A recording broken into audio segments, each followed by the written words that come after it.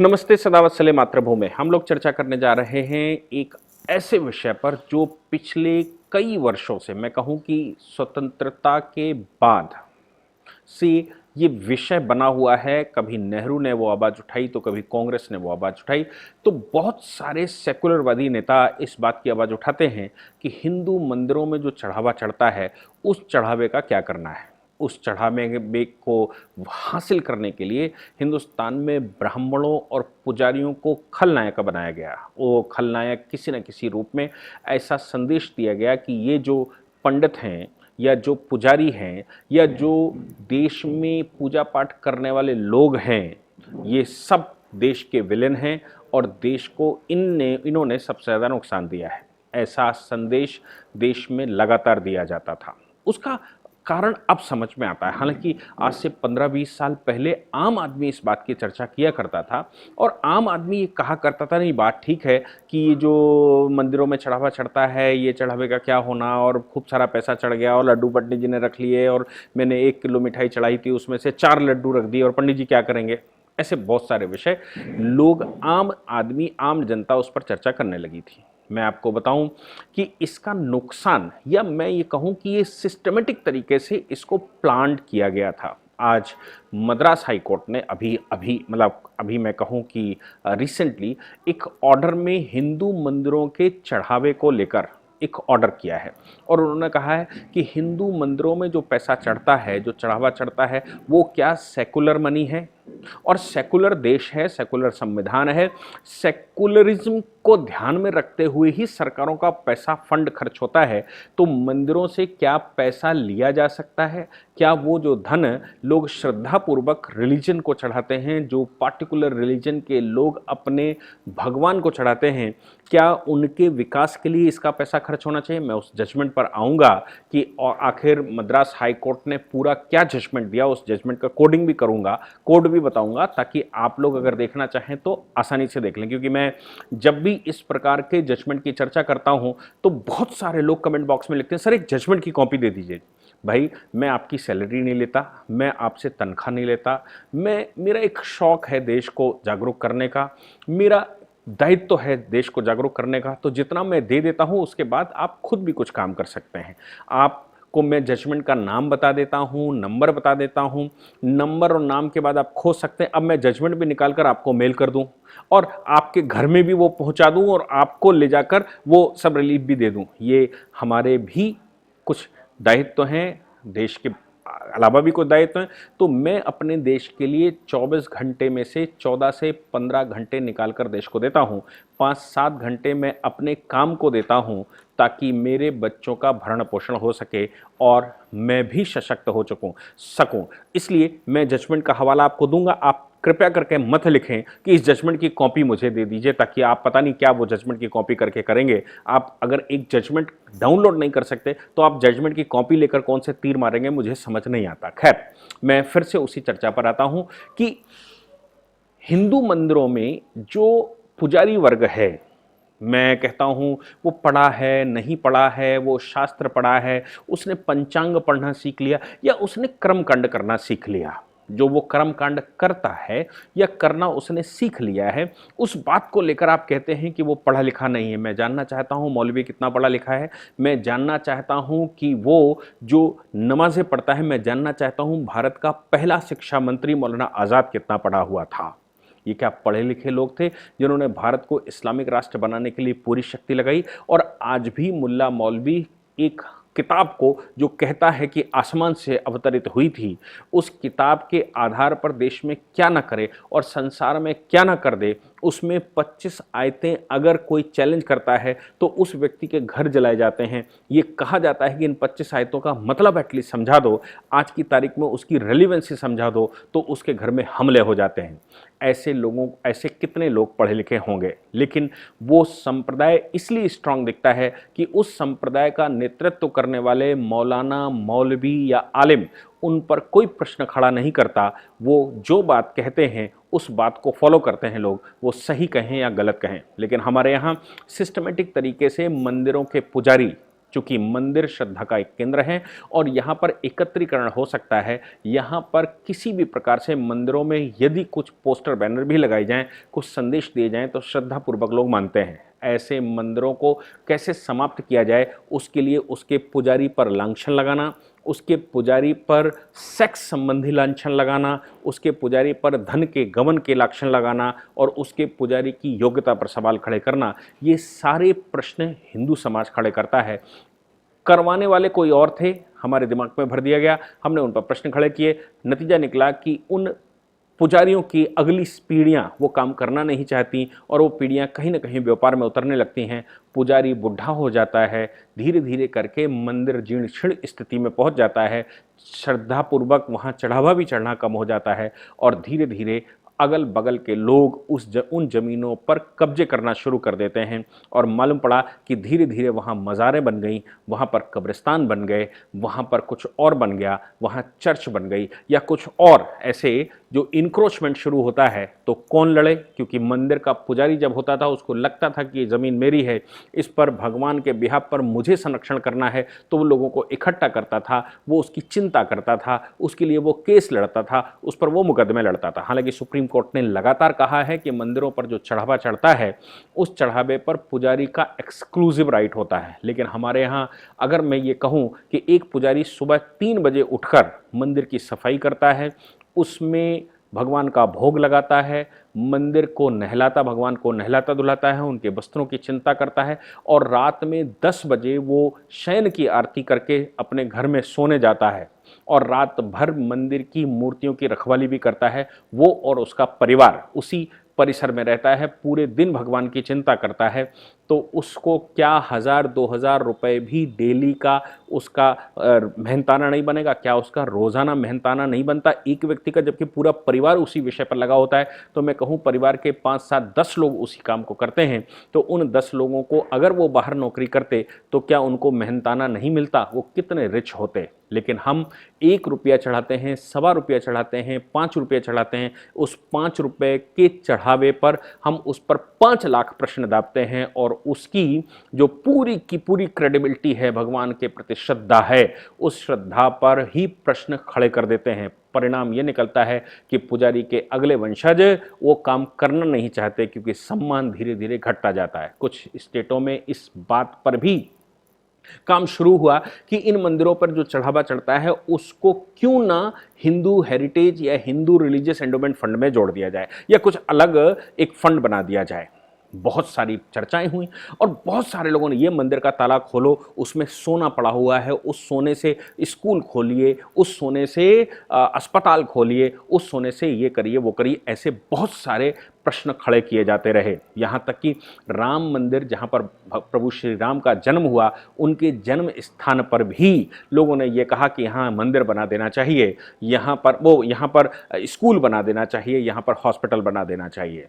अब भगवान की श्रद्धा जैसे जैसे आपकी खत्म होगी, वो स्थान जहाँ पूजन होता है वो स्थान जैसे जैसे विस्मृत होते जाएंगे, आप अंदाज़ा भी लगा सकते हैं कि हिंदुइज्म से श्रद्धा लोगों की घटती जाएगी। और जैसे जैसे हिंदुइज्म से श्रद्धा घटती है, क्योंकि मंदिर श्रद्धा के केंद्र होते हैं जहाँ से हर हिंदू, चाहे वो शास्त्रों को जानता हो या ना जानता हो, वो नतमस्तक होता है और प्रभु का आशीर्वाद लेकर अपने घर से निकलता है। अगर उन मंदिरों पर इस प्रकार के आक्षेप न लगाए जाएं या उन मंदिरों को धीरे धीरे डिस्ट्रॉय किया जाए, तो हिंदुइज्म से धीरे धीरे व्यक्ति कटता चला जाएगा और कटते कटते एक दिन वो या तो मुसलमान हो जाता है या फिर वो क्रिश्चियन हो जाता है। उससे पहले हिंदू सबसे पहले सेकुलर होता है। सेकुलर का मतलब हो गया वो देवी देवताओं पर श्रद्धा उसकी खत्म हो गई, फिर धीरे से उसको परधर्मी अपने नज़दीक घसीटने की कोशिश करते हैं, क्योंकि अब उसकी एक्सक्लूसिव श्रद्धा खत्म हो चुकी है, उल्टा मंदिर के पुजारी के प्रति घृणा पैदा कर दी गई है। इसलिए ये सब कुछ सिस्टमेटिक तरीके से हमारे देश में चला। तो जब सेकुलर हो गया, सेकुलरिस्टों ने ये कहना शुरू कर दिया कि भैया पैसा लाओ और पैसा तो सरकारी फंड में जमा होना चाहिए, सरकार खर्च करे। तमिलनाडु में ऐसा ही कुछ हुआ। साउथ के मंदिर, चूंकि हम जानते हैं विश्व प्रसिद्ध मंदिर हैं और उनमें श्रद्धा की भावना भी साउथ में बहुत ज़्यादा। आप साउथ की मूवियाँ भी देखेंगे तो वो उन मूवियों में भी हिंदुत्व को बरकरार रखने की कोशिश करते हैं पूरी। अब साउथ के मंदिरों में तमिलनाडु में Hindu religious and endowment act बनाया गया। Hindu religious and endowment act के तहत वहाँ पर एक अलग से डिपार्टमेंट बना दिया गया। वो डिपार्टमेंट इन मंदिरों में, चूंकि पुजारियों के ऊपर प्रश्न खड़ा किया गया था, चूंकि मैनेजमेंट कमेटी मंदिर की उसके ऊपर प्रश्न खड़े किए गए थे, इसलिए उन मंदिरों पर प्रश्न जो खड़े किए गए थे उन प्रश्नों को ही ऐसे करके किया गया कि भाई इन पर रिलीजियस एंडोमेंट डिपार्टमेंट बिठा दिया जाए। वो तय करेगा कि क्या होना, मंदिरों के फंड का मिसयूज ना हो। पद्मनाभ स्वामी मंदिर इसका एक इलस्ट्रेशन है। जबकि होता यह था कि हमारे पूर्वजों ने मंदिर एक श्रद्धा के केंद्र बनाए थे। कुछ राजाओं ने तो मंदिरों के नाम से ही शासन किया और मंदिरों में ही अब भगवान के दूत के रूप में, जैसे पद्मनाभ स्वामी मंदिर की बात करें ट्रावनकोर की, तो वहां के राजा ने अपने आप को मंदिर का, पद्मनाभ स्वामी मंदिर भगवान के दास के रूप में शासन किया और शासन उनके ही नाम से होता था। यानी कि जो भी धन इकट्ठा होगा, जो कर इकट्ठा होगा, जो मंदिरों में दान आएगा, वो सब भगवान का है और भगवान के बिहाफ पर जो राजा बैठा हुआ है वो पुजारी और राजा मिलकर देश के लिए, अपने प्रदेश के लिए या उस क्षेत्र के विकास के लिए तय करते थे कैसा होगा। कुछ राजाओं ने तो यहाँ तक तय करके रखा था कि हम कोई भी कर किसी से नहीं लेंगे, जिसके पास जो सरप्लस हो वो मंदिरों में चढ़ावा चढ़ा सकता है और मंदिरों के चढ़ावे से राजा विकास का कार्य करेगा और मंदिरों के चढ़ावे से ही जो भी श्रद्धा से वहाँ चढ़ाया गया होगा उससे मंदिरों का विकास करेगा, धर्म की स्थापना करेगा और धर्म धारण करवाएगा। धर्म का मतलब है लॉ एंड ऑर्डर मेंटेन करना, विरोधियों से रक्षा करना, विपक्षियों से रक्षा करना और शत्रुओं से रक्षा करना। ऐसा सब कुछ भी व्यवस्था में रहा होगा।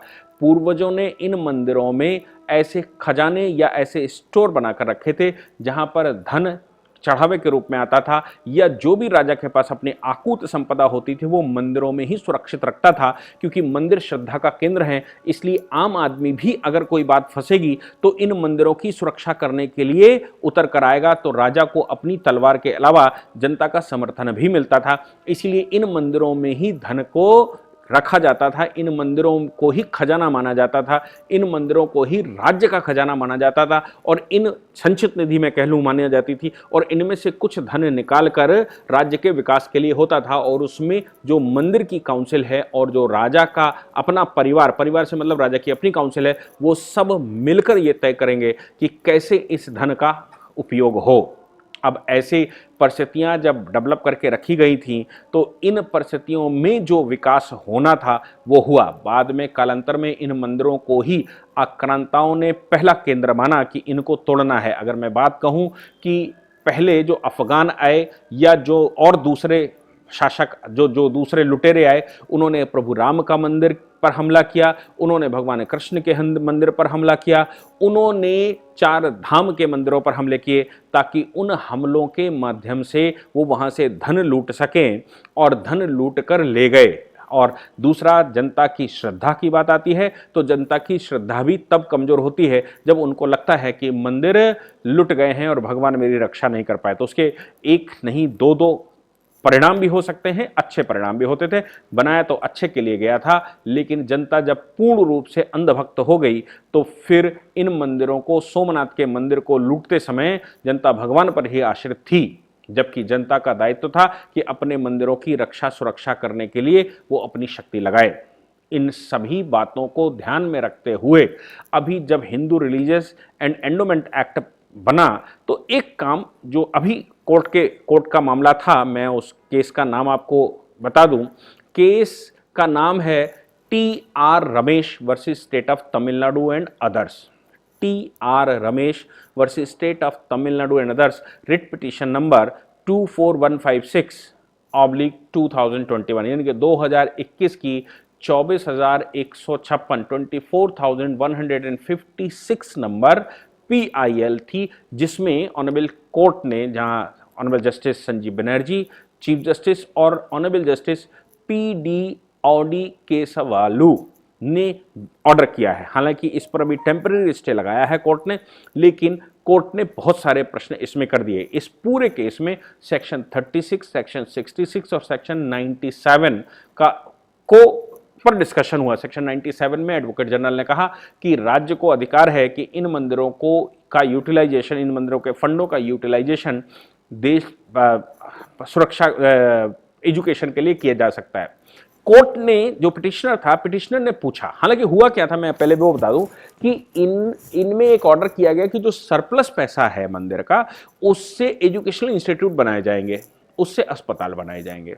बात तो कहने में बहुत अच्छी लगती, लेकिन वो अस्पताल क्या केवल हिंदुओं के लिए ही होंगे, ये एक प्रश्न है। वो एजुकेशनल इंस्टीट्यूशंस क्या रिलीजियस एजुकेशन डेवलपमेंट करने के लिए होंगे? क्या वो अस्पताल भारतीय आयुर्वेदिक परंपरा को पुनः स्थापित करने के लिए होंगे? ये प्रश्न अब छिड़ गया है कोर्ट के सामने।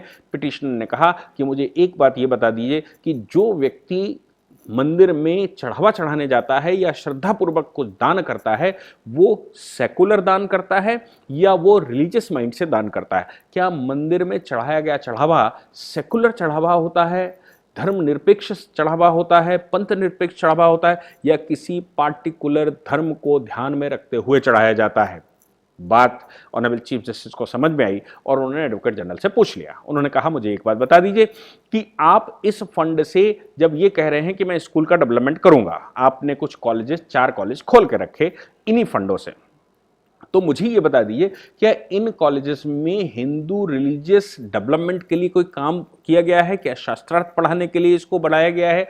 क्या हिंदू रिलीजन को बढ़ावा देने के लिए इसमें कुछ कोर्स चलाए जा रहे हैं, या फिर आप एवे ही बीकॉम एमकॉम उसमें करवा रहे हैं, या बीबीए एमबीए उसमें करवा रहे हैं? और बीबीए एमबीए तो सेकुलर एजुकेशन है, क्या आप रिलीजियस एजुकेशन कर रहे हैं? क्योंकि फंड रिलीजियस है तो फिर इसका इस्तेमाल सेकुलर कैसे हो सकता है? प्रश्न तो बड़ा गंभीर था और प्रश्न में जान भी थी। जब इन्होंने जवाब दिया कि साहब ये इसमें जो व्यवस्था कर रखी है सेक्शन 97 में, वो व्यवस्था ये कर रखी है कि मंदिर का अपना ट्रस्ट होगा, ट्रस्टीज होंगे, ट्रस्टी तय करेंगे कि हमें स्कूल कॉलेज खोलना है। ट्रस्टियों के इस बात को डिस्ट्रिक्ट जो एंडोमेंट अधिकारी होगा वो या कमिश्नर होगा, उस कमिश्नर की अप्रूवल के बाद वो स्कूल या कॉलेज खोला जा सकता है। बात यहां पर आई कि जिन मंदिरों का पैसा यहां से निकाला जा रहा था, उनमें भी फिट पर्सन थे, ना कि परमानेंट ट्रस्टी जो होने चाहिए वो परमानेंट ट्रस्टी ना होकर फिट पर्सन बिठाए गए थे, यानी कि प्रशासन ने ही अपने व्यक्ति वहां बिठा दिए थे और ट्रस्टियों को गायब कर दिया था।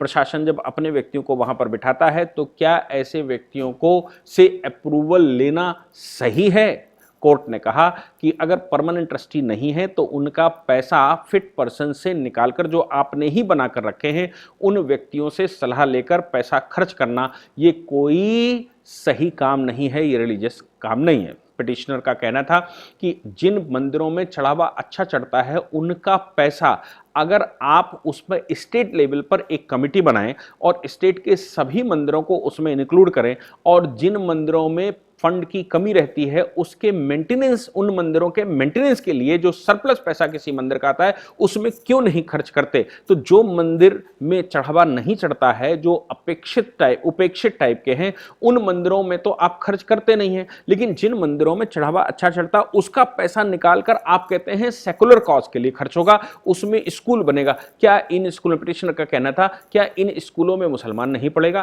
कि इन स्कूलों में क्रिश्चियन नहीं पढ़ेगा? क्या इन स्कूलों में केवल हिंदू डेवलपमेंट के लिए ही पढ़ाई होगी? क्या इन स्कूलों में रिलीजियस एजुकेशन मस्ट आपने रखी है? इसका कोई जवाब राज्य सरकार के पास नहीं था।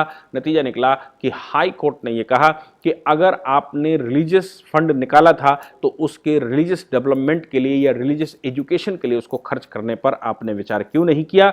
आप उसमें बीबीए और एमबीए पढ़ाने के लिए खर्च कर रहे हैं, जो सर्व शिक्षा के लिए होगा, जो राज्य की अपनी जिम्मेवारी थी कि राज्य ऐसे स्कूल खोलता, ऐसे कॉलेजेस खोलता जिसमें वो सबको शिक्षा देता, सेकुलर एजुकेशन देता। लेकिन आप मंदिरों का पैसा निकालकर ऐसा खर्च कर रहे हैं जो कि कॉज के लिए ठीक नहीं है, जो संवैधानिक रूप से ठीक नहीं है। इस पर स्टे करते हुए हाई कोर्ट ने उनसे प्रश्न पूछा कि आपके पास इसका कोई और सॉल्यूशन है? हालांकि टेम्परेरी स्टे कर दिया है, और टेम्परेरी स्टे जो स्कूल खोले गए थे उन पर टेम्परेरी स्टे कर दिया, और टेम्परेरी स्टे करने के बाद हाई कोर्ट ने अपने पूरे ऑर्डर के लिए समय लिया है और इनको कहा है कि आप अगर इसमें और कुछ बोल सकते हैं तो बोलिए। जय हिंद, जय भारत, वंदे मातरम।